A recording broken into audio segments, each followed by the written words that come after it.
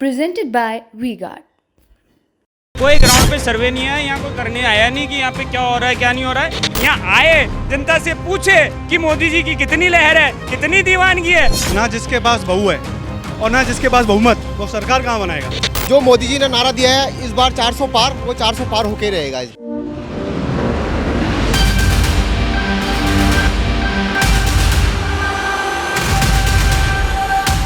मेरे पीछे जो भवन आप देख रहे हैं ये अजमेर राजकीय संग्रहालय है। आर्कियोलॉजिकल सर्वे ऑफ इंडिया की तरफ से प्रोटेक्टेड यानी कि संरक्षित एक भवन है, संग्रहालय है, मॉन्यूमेंट है।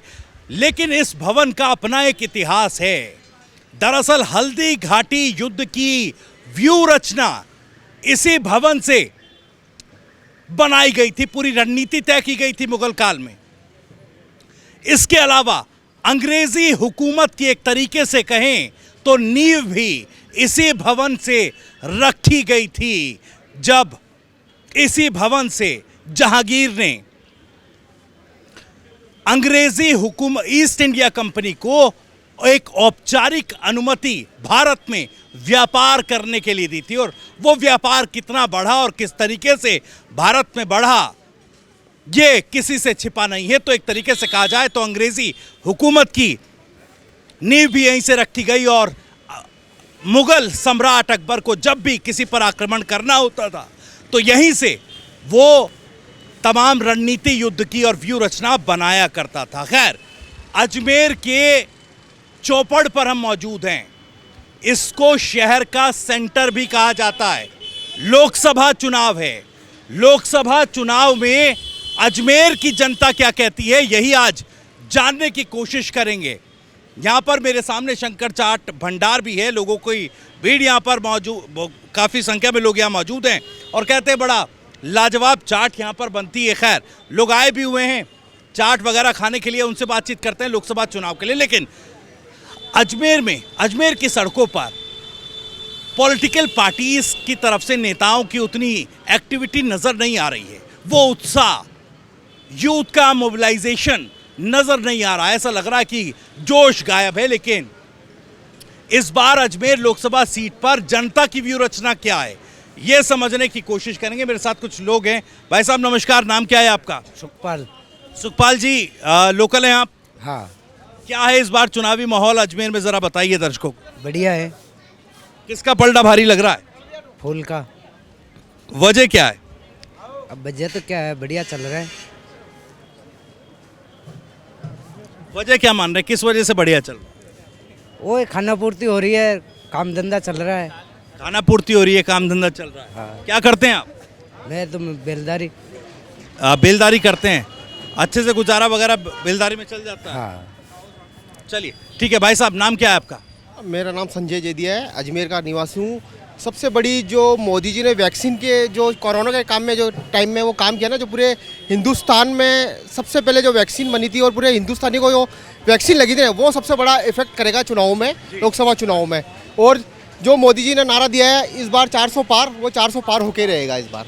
आपने वैक्सीन का जिक्र किया। वैक्सीन बनी कोरोना काल में, सब भारत ने बनाई और वैक्सीनेशन हुआ। इससे पहले भी कई कुछ महामारी आई हैं, पिछली सरकारों में भी वैक्सीनेशन हुआ है। उस टाइम में तो देखो आपने देखा नहीं, उस टाइम में तो इतना भी हुआ भी नहीं वैक्सीन का। जो इस बार जो मोदी जी के टाइम में जो वैक्सीन का हुआ ना, पूरे वर्ल्ड ने उनकी तारीफ करी है और पूरे वर्ल्ड में भी वैक्सीन का काम हुआ है। ये कहाँ पढ़ा कि भारत की तारीफ वर्ल्ड में हुई है? न्यूज़ चैनल में देखा है और पेपर में देखा है, जो इंटरनेशनल न्यूज़ आती थी उसमें भी देखा है कि मोदी जी की तारीफ हुई है जो वैक्सीन बनी है हिंदुस्तान में। कौन से अखबार, कौन से टीवी में देखा? जो लोकल चलते हैं, जो इंटरनेशनल चलते हैं, सब में देखा हमने। कहीं ऐसा तो नहीं व्हाट्सएप पे देखा? नहीं, व्हाट्सएप पे नहीं देखा, सारे न्यूज़ चैनल पे देखा है। इसके अलावा और कोई काम बताइए, क्या बेहतर काम किया है इस सरकार? वो है उसके बाद जो 370 धारा का वो किया है, मेन राम मंदिर का जो किया है, जो इतने टाइम से चल रहा था, राम मंदिर का मुद्दा बहुत बड़ा था, तो उसको बिल्कुल अच्छे ढंग से सोल्व करवाया उस चीज़ का।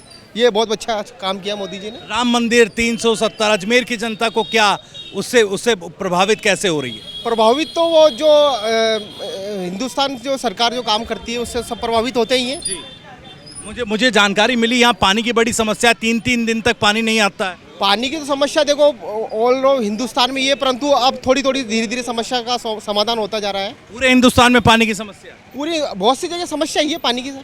लेकिन यहाँ लंबे अरसे से सॉल्व नहीं हो पा रहा, 10 साल से, क्योंकि पिछले सांसद भी बीजेपी के रहे हैं, अभी उनको ही टिकट दिया है, लेकिन सॉल्व नहीं करा पाए। जो अपने राजस्थान अजमेर से जो पानी आता है, विसलपुर का पानी आता है सर, उसमें बहुत सी जगह जयपुर में भी जा रहा है, टोंक में भी जा रहा है, अजमेर में भी जा रहा है, 3-3 जगह डिवाइडेड हो रहा है वो पानी। अब धीरे धीरे समस्या का समाधान निकलता जा रहा है। भाई साहब नाम क्या है आपका? अंकुर सोनी। अंकुर जी, क्या माहौल चल रहा है? माहौल तो मोदी जी का ही है, पूरे देश में बहुत शानदार लहर है मोदी जी की। वजह बताइए।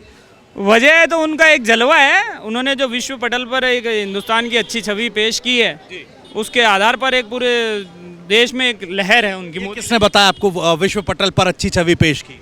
चुनाव न्यूज़ सुनते हैं, सोशल मीडिया चलाते हैं, अखबार पढ़ते हैं, तो उससे माध्यमों से पता पड़ता है। आपके TV 9 भारतवर्ष से भी पता पड़ता है। जी जी। अभी हाल ही में इंटरनेशनल लेबर ऑर्गेनाइजेशन की रिपोर्ट आई, उसमें एक कहा गया कि भाई देखिए भारत में 83% युवा जो हैं बेरोजगार हैं। पढ़ी आपने रिपोर्ट? वो कोई ग्राउंड पे सर्वे नहीं है, यहाँ कोई करने आया नहीं कि यहाँ पे क्या हो रहा है क्या नहीं हो रहा है। ये हवाबाजी में कोई रिपोर्ट आ गई होगी तो आ गई होगी, ऐसी रिपोर्टें आती रहती है और जाती रहती है। यहाँ आए, जनता से पूछे कि मोदी जी की कितनी लहर है, कितनी दीवानगी है, तब पता पड़ेगा कि क्या लहर है और क्या दीवानगी है। मैं लेकिन देख नहीं पा रहा हूँ उतना उत्साह सड़कों पर अजमेर की नहीं है। साहब आप कहाँ कौन सी दुनिया में, पूछिए मोदी जी से, एक एक बंदे से पूछिए, आपको एक एक बंदा ये मिलेगा, मोदी प्रेमी मिलेगा यहाँ। चलिए और कुछ लोगों से बात करते हैं, जानने की कोशिश करते हैं। आ रहा हूँ मैं उस तरफ भी आ रहा हूँ, लेकिन यहाँ पर कुछ लोग चाट वगैरह भी खा रहे हैं और काफ़ी ज़्यादा मशहूर चाट यहाँ की बताई जा रही है, उनसे बातचीत करते हैं। भाई साहब नमस्कार, क्या नाम है आपका? रोहित जेदिया। रोहित, यहाँ की चाट मुझे बताया गया बड़ी फेमस है। बढ़िया बढ़िया, बहुत अच्छा है। बहुत क्या शानदार। कचौरी वगैरह क्या डालते हैं? कचौरी है, कड़ी कचौरी, बहुत अच्छा मिलता है सर। ठीक है, मुझे बताइए इस बार अजमेर, आप लोकल हैं, पहले तो ये बताइए। वो तो लोकल है, लेकिन अभी बाहर रहता हूँ। अच्छा, लेकिन अजमेर में क्या इस बार लग रहा है, चुनावी हवा कैसी है? अपना बीजेपी मोदी सरकार। वजह बताइए।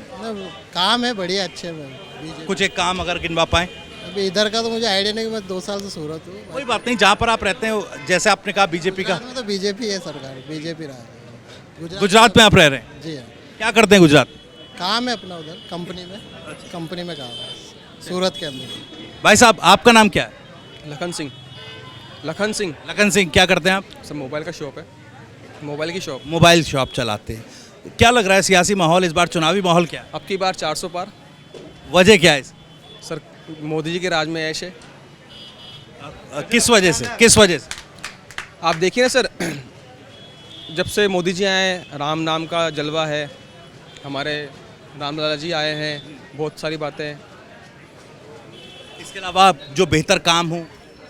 बेहतर क्या है कि हिंदुत्व बहुत बढ़ गया है। सबसे पहली बात ये है, अच्छे काम हुए सारे, कोई काम बेकार नहीं हुआ, सारे काम बढ़िया हुए हैं। कुछ एक काम अगर हिंदुत्व के अलावा कुछ और काम आप गिनवा पाए? कुछ काम, बहुत सारे काम है, कितने काम बताऊँ, बहुत काम है। कुछ एक काम 1 2 3 जो आप गिन पाए, जिसको देखकर आप कह रहे हैं कि बीजेपी ने अच्छा काम किया? सर सबसे बड़ी बात तो देखिए, मैं बताना चाहूँगा ये कि मोदी राज में सबसे बढ़िया काम हुआ है कि लॉकडाउन के अंदर जो काम हुआ, सबसे बढ़िया वो काम हुआ। जैसे कि आप कहना चाहेंगे, जैसे कि घर घर में हर सुविधा पहुँचाई, राशन पहुँचवाया, ये करा वो करा, आसपास के सब काम करा है। कहाँ राशन पहुँचा? घर में। आपके घर आया? बिल्कुल आया, बीजेपी के कार्यकर्ता लेके आए हमारे घर में। बीजेपी कार्यकर्ताओं ने? बिल्कुल। लेकिन उस वक्त तो लॉकडाउन था, बीजेपी कार्यकर्ता कैसे बाहर घूम रहे? आए थे। तो यानी लॉकडाउन का उल्लंघन कर रहे थे बीजेपी कार्यकर्ता, ये कह रहे हैं आप समझे नहीं मेरी बात को। जैसे बीजेपी के कार्यकर्ता जो आसपास के लोग हैं, जो भी है, वो सब तो घर में आए थे ना, जो किसी। मैं वही समझने की कोशिश कर रहा हूँ, लॉकडाउन में कैसे बाहर निकल रहे थे, जब लॉकडाउन तो सबके लिए लगा था ना? आप समझे नहीं, आसपास के जो भी कार्यकर्ता है ना, आसपास के जो, जैसे आज हमारे मोहल्ले में जो भी, आज समझ लो आज ये हो गए वो हो गए, तो उन्होंने हेल्प ही की है ना। मैं उनकी बात कर रहा हूँ, बीजेपी कार्यकर्ता ही हो गए ना, वो भी बीजेपी कार्यकर्ता हो गए, लेकिन लॉकडाउन किसी पर्पस से लगाया गया था। वो पर्पस था कि लोग अपने घरों के अंदर रहें, हम सब अपने घरों के अंदर रहें। सेकंड लॉकडाउन में बीजेपी कार्यकर्ताओं ने, आप कह रहे हैं कि लोगों के घरों तक राशन।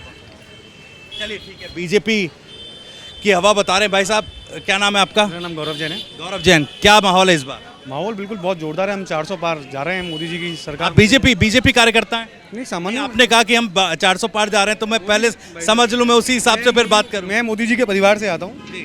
और यानी पक्के बीजेपी कार्यकर्ता है। पक्के बीजेपी कार्यकर्ता हैं। अच्छा, 400 पार। इस बार तो ऐसा लग रहा है, मान लो पहले चरण के चुनाव के बाद थोड़ा सा मामला गड़बड़ा गया है। नहीं नहीं, ऐसा नहीं है। आप देखें एक बार, जी, ना जिसके पास बहू है और ना जिसके पास बहुमत, वो सरकार कहाँ बनाएगा।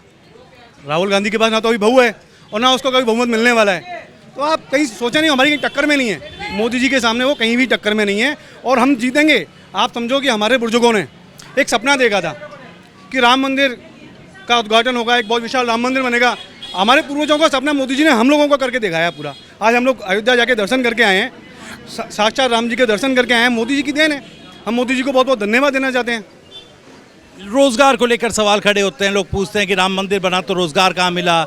यहाँ पर भी कई लोकल समस्याएं हैं, पानी की समस्या है, 3-3 दिन तक पानी नहीं आता, लोग बता रहे हैं। क्या गलत है क्या मेरी जानकारी है सही है, बताइए। मैं आपकी बात को बिल्कुल समझ रहा हूँ। आप एक बार आप बोल रहे हैं रोजगार के बारे में, हर जगह रोजगार है। आज अयोध्या में राम मंदिर बना, लाखों लोगों को रोजगार मिला। मैं वहाँ अयोध्या भी जाके आया, दूर दूर के गाँव के लोग वहाँ पे व्यापार करने के लिए आए। उन्होंने बहुत सारी चीज़ों का व्यापार अपना अपना डाला है। बहुत सारे होटल्स बनेंगे, राम मंदिर से भी व्यापार रोजगार मिला है। मोदी सरकार भी रोजगार दे रही है। मोदी सरकार ने काफ़ी योजनाएं चला रखी हैं व्यापारियों के लिए, युवाओं के लिए मुद्रा योजना चला रखी है, व्यापारियों के लिए, किसानों के लिए किसान निधि योजना चला रखी है, महिलाओं के लिए भी काफ़ी सारी योजनाएं हैं। किसानों के लिए तो दावा किया था कि डबल हो जाएगी 2022 में इनकम। किसान 2-2 बार प्रदर्शन के लिए दिल्ली आ गए। भाई साहब, जो वास्तविक में किसान है, आप उससे जाके पूछें उसे कितनी राहत है, उसको किसान निधि में कितना पैसा मिल रहा है, पहले कितना मिलता था। प्रदर्शन कर रहे थे वो वास्तविक किसान नहीं थे। देखो, उनके बारे में ज़्यादा टिप्पणी नहीं करना चाहूँगा कि मैं उस एरिया से नहीं आता हूँ, मगर मैं राजस्थान के किसानों के बारे में बोलना चाहूँगा जो उन्हें किसान निधि। राजस्थान से भी कई किसान गए थे। भाई साहब, हमें तो ऐसा लगा नहीं, क्योंकि मैं जिन लोगों को जानता हूँ वो सारे लोग मेरे साथ ही थे। नहीं, मैंने भी रिपोर्टिंग की वहाँ पर, पूरे किसान आंदोलन में राजस्थान के कई किसान थे। तो क्या ऐसा बीजेपी कार्यकर्ता होने के नाते आप ये कह रहे हैं कि भाई देखिए किसान नहीं थे? मैं सबसे पहले तो भारतीय हूँ और भारतीय जनता पार्टी का कार्यकर्ता हूँ। तो ये डबल क्यों नहीं हो पाई इनकम, क्यों बार बार आना पड़ रहा है आ किसान? रहे हैं सर, उनके आप अकाउंट में देखें, डायरेक्ट अकाउंट में पैसा आ रहा है। पहले 3000 था, अब 6000 आ रहा है किसान निधि। आप देखें एक बार, डबल। क्या करते हैं आप? मैं व्यापार करता हूँ, बिजनेस है मेरा। बिजनेस करते हैं? जी सर। किस चीज़ का? मोटर पार्ट्स का बिजनेस है मेरा। मोटर पार्ट्स का। कितने परिवार में कितने लोग हैं आप? परिवार में सर 12 लोग हैं। 12 लोग, मतलब जॉइंट फैमिली है आप? जी सर, जी सर। तो कितना, मतलब क्या जैसे आप ही हैं कमाने वाले या कोई और? सारा परिवार, सब लोग ही कमाते हैं। सारी जो महिलाएं हैं वो हाउस वाइफ हैं, बाकी जितने भी पुरुष हैं वो सारे लोग व्यापार करते हैं और मोदी जी के राज में खुश हैं। कितने लगभग, क्योंकि कई आपके कमाने वाले हैं, लगभग अमूमन पूछना नहीं चाहिए, लेकिन कितनी कमाई वगैरह हो जाए? सर, हमारा तो एक ही है कि हम भगवान से और मोदी जी से इतना ही मांगते हैं कि हे प्रभु इतना दीजिए जिसमें कुटुंब समाए, मैं भी भूखा ना रहूं, कोई साधु भूखा ना जाए। नहीं, मैं ये पूछना चाह रहा था, आपने 3000 और 6000 की बात की, तो कैसे उसमें परिवार चलेगा? सर, मैं तो व्यापारी हूँ, किसान थोड़ी हूँ। किसान को किसान निधि मिल रही है, उसका वो उसके किसान को लग रहा है कि 6000 में किसान का घर चल रहा है। किसान का घर तो उसकी खेती से चल रहा है ना, उसकी जो खेती से जो अपनी फसल बेच रहा है, उससे जो पैसा आ रहा है, उससे अपना घर चला रहा है। और भी लेकिन एमएसपी तो नहीं मिल पा रही है ना? बिल्कुल सर, मिल रही है जो डिमांड कर रहे हैं किसान। सर, सबको मिल रही है। जो उनको आज किसान बहुत खुश है। हमने तो किसी किसान को भी देखा नहीं शिकायत करते हुए। आपने नहीं देखा, मैंने आपको बताया किसान दो बार गए। ठीक है, आइए भाई साहब, नाम क्या है आपका सर? नीरज जैन। नीरज जी, क्या करते हैं आप? मैं डेप्यूटी मेयर हूँ अजमेर में। डेप्यूटी मेयर जी। ताल्लुक बीजेपी से? बिल्कुल, भारतीय जनता पार्टी का कार्यकर्ता हूँ, वरिष्ठ सक्रिय कार्यकर्ता। चलिए, चूंकि आप बीजेपी से जुड़े हैं, मुझे थोड़ा सा बताइएगा पहले चरण के बाद। पहले तो मुझे बताइए कि थोड़ा ये ठंडा क्यों है माहौल चुनाव का? इस बार मुझे दिख नहीं रहा, वो गाड़ियाँ घूमती हैं हर एक पार्टी की, मैं केवल बीजेपी का नहीं कह रहा हूँ, हर एक पार्टी की कोई मुझे एक्टिविटी दिखाई नहीं दे रही है। आप यहाँ पर जन सामान्य से जब बात कर रहे हैं तो सबका वेव एक ही है, मोदी वेव, मोदी की लहर है। और ये सब मोदी के परिवार के सदस्य हैं जिन्होंने मान लिया कि इस बार मोदी जी को 400 पार ले जाना है। और हमने क्या मान लिया है, भाजपा कार्यकर्ताओं ने, हमारे सामने जो विपक्षी गठबंधन उन्होंने भी मान लिया है कि वो आपस में ही लड़ रहे हैं कि कौन उनका प्रत्याशी होगा, कौन उनका मुख्यमंत्री होगा, कौन उनका प्रधानमंत्री होगा, वो तय नहीं कर पा रहे हैं। जिनकी लड़ाई भाई, जिन कम्युनिस्ट पार्टी को यहाँ पर गठबंधन में लिया कांग्रेस ने, वहाँ उनके सामने राहुल गांधी के साथ चुनाव लड़ रही है। टीएमसी इनको नेता मानने को तैयार नहीं है। समाजवादी पार्टी और कांग्रेस आमने सामने लड़ रहे हैं। तो ऐसी स्थिति में केवल मात्र मोदी, मोदी और मोदी और मोदी का काम। अभी आपने बात कही राम मंदिर की, जब मेरे पुरखे जब सोचते थे आज से 500 साल पहले, आपने अभी अजमेर का किला दिखाया जो 1000 साल पुराना बना हुआ है। आपने कहा कि अकबर ने यहाँ से रचना की। अरे पृथ्वीराज चौहान ने जब ये किला बनाया, उनके पुरखों ने किला बनाया, तब ये किला यहाँ पर था। और ये वो जगह है जहाँ से देश गुलाम हुआ। लेकिन मानसिंह गुलामी से अगर आज़ाद किया है तो 2014 में मोदी ने आने के बाद किया है। कि 2014 में जब मोदी आए उसके बाद धारा 370 इस देश को 2 भागों में बांट रखा था। 2 विधानों से देश चलता था, आज देश 1 विधान से चल रहा है। 370 हटाया, CAA ला करके हमारे शरणार्थी भाइयों को यहाँ पर स्थान दिया और राम मंदिर बना करके हमारे पुरखों का सपना पूरा किया। ट्रिपल तलाक हटा करके हमारी जो माताएं बहनें, मुस्लिम माताएं बहनों का जो अत्याचार होता था उसको खत्म किया। देश के कानून में संशोधन करने का काम किया। लेकिन कानून का लोकतांत्रिक तरीके से खिलवाड़ करने वाली कांग्रेस, जिन्होंने इमरजेंसी लगाई, जिन्होंने 116 बार संशोधन किया, 116 बार में से 91 बार संशोधन किया केवल मात्र अपने परिवार को चलाने के लिए। और मोदी ने 140 करोड़ हमारे देशवासियों के परिवार को चलाने के लिए इसमें संशोधन किए और वो काम करके दिखाया। ठीक है, आपने कहा पृथ्वीराज चौहान ने किला बनाया, लेकिन मुझे उनसे याद आया, बड़ा एक कहा जा रहा है कि राजपूत समाज बड़ा नाराज है। पुरुषोत्तम रूपाला ने गुजरात में जो कहा, राजपूत समाज को लेकर जो बयान दिया, करनी सेना पूरे, अरे भगवान राम भी तो राजपूत समाज के अग्रज हैं, उनके पुरखे ही तो हैं भगवान राम। उनका मंदिर बनाने का कोई काम किया, गौरव दिया तो मोदी जी ने दिया ना। राजपूत समाज पे नाराज क्यों है? राजपूत समाज नाराज, करनी सेना क्यों विरोध में उतरी है? हमारी यहाँ की उप मुख्यमंत्री जो कि जयपुर राजघराने से आती है, वो राजस्थान की उप मुख्यमंत्री है। राजपूत समाज का प्रतिनिधित्व की बात करते हैं। महाराणा प्रताप के वंशज विश्वराज सिंह और महिमा सिंह जो अभी लोकसभा के चुनाव लड़ रहे हैं, विश्वराज सिंह जी जो उनके वंशज हैं, वो हमारे विधायक है। तो राजपूत समाज का भी हमने पूरा सम्मान किया है। ऐसा नहीं है केवल मात्र किसी व्यक्ति विशेष के बयान से नाराज होकर के पूरा समाज नाराज हो जाएगा। सारा समाज हमारे साथ में खड़ा है। यही माहौल विधानसभा चुनाव से पहले बनाने की कोशिश की, लेकिन राजपूत समाज पूरी यूनाइट होकर के भारतीय जनता पार्टी के साथ खड़ा हुआ। मोदी जी ने उनके वंशजों को, उनके पुरखों का मंदिर बनाया, उनके वंश जो पुरखे हैं उनको सम्मान दिया, उनके वंशजों को। ठीक है, और भी लोगों से बात करते हैं। भाई साहब नमस्कार, क्या नाम है आपका? राजकुमार सारस्वत। राजकुमार जी, क्या करते हैं आप? मैं RSWM खारीग्राम मिल में काम करता हूँ। अच्छा, मुझे अजमेर से ही हैं आप? अजमेर जिले से। अच्छा, मुझे बताइए क्या इस बार चुनावी हवा किस तरफ की है? केवल मोदी के अलावा कोई हवा ही नहीं है। वजह बताइए। बस जो राष्ट्रहित की बात कर रहे हैं, हम सब जो भी कर रहे हैं राष्ट्रहित की बात कर रहे हैं, बस और कुछ नहीं चाहिए हमें। क्या लोकल समस्याएं क्या हैं? लोकल मुद्दे समस्याओं को हमें देखना नहीं है तो चलती रहेगी। पहले 60 साल से भी चल रही थी और अभी भी चलेगी वो तो। चूंकि पिछले 5 साल में यहाँ पर सांसद रहे बीजेपी के भागीरथ जी रहे, और वो भी समस्याएं जो आपने कहा कि 60 साल से चल रही हैं, आप कह रहे हैं वो भी पूरी नहीं करवा पाए। नहीं, समस्याएं जो हो रही है पूरी हो रही है, ऐसी बात नहीं है। लेकिन समस्याओं का भी ऐसा कोई बात नहीं है। अभी हमारी राष्ट्र सर्वोपरि है बस। ठीक है भाई साहब, नाम क्या है आपका? दिनेश चौधरी, एडवोकेट। क्या करते हैं दिनेश जी? एडवोकेट, वकील है। अच्छा, क्या यहीं से हैं लोकल? हाँ, यहीं से। क्या माहौल है इस बार? इस बार मोदी जी का जो उन्होंने अभी इकोनॉमी में 3rd नंबर 4 नंबर पर है और मोबाइल मैन्युफैक्चरिंग में 2nd नंबर पर है। धारा 370 हटा दी। और अभी जो वर्षों से जो कानून बने हुए थे हमारे वकीलों के लिए, वो भी ऐसी कड़ियाँ थी जो बहुत सारे कानून हटा दी। इकोनॉमी का जिक्र किया, इकोनॉमी के बारे में जानकारी है आपको? कहाँ भारत की इकोनॉमी? 4थे नंबर पर है। 4थे नंबर पे कितनी इकोनॉमी है? अभी $3-4 बिलियन है। 3 या 4? 3.5 के करीब है। अभी इंटरनेशनल लेबर ऑर्गेनाइजेशन की रिपोर्ट आपने पढ़ी? अभी 4थे नंबर पर है। क्योंकि आप युवा हैं, मैं इसलिए कह रहा हूँ। एग्जैक्ट आंकड़ा पता नहीं, लेकिन 4थे नंबर पे है। अभी इंटरनेशनल लेबर ऑर्गेनाइजेशन की रिपोर्ट आई है कि भारत में 83% युवा बेरोजगार हैं। वो तो जैसे जेफ बोरोस जैसे संगठन, वो जो आदमी है वो ऐसा कुछ निकालते हैं। बाकी वो तो एक पूरा संस्थान है ना। जेफ बोरोस एक व्यक्ति है ना, जो उसने तो स्वयं कहा है कि मैं मोदी जी को हराने के लिए कई करोड़ रुपए लगाने के लिए तैयार हूँ।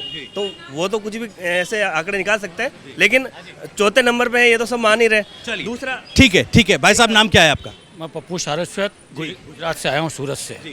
गुजरात से हैं, तो इस बार बताइए, देश में बीजेपी कह रही है 400 पार का नारा। अब की बार जो मतदान होगा राष्ट्रवाद को लेकर मतदान होगा। देश सुरक्षित होगा तो ही सब कुछ काम होगा, बाकी कुछ नहीं होने जाना है। रेल भी यही रहने वाली है और बाकी सब यही रहने वाला है। राष्ट्र जब तक मजबूत नहीं होगा, जब तक कुछ भी नहीं होने वाला है।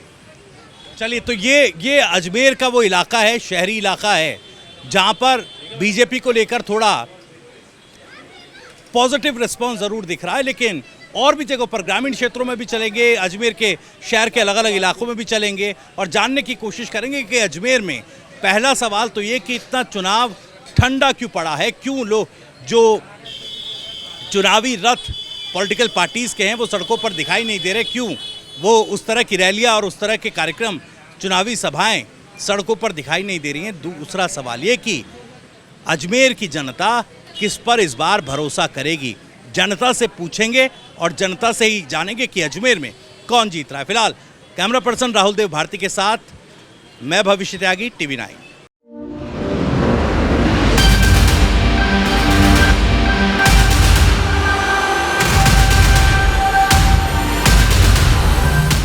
Presented by WeGuard.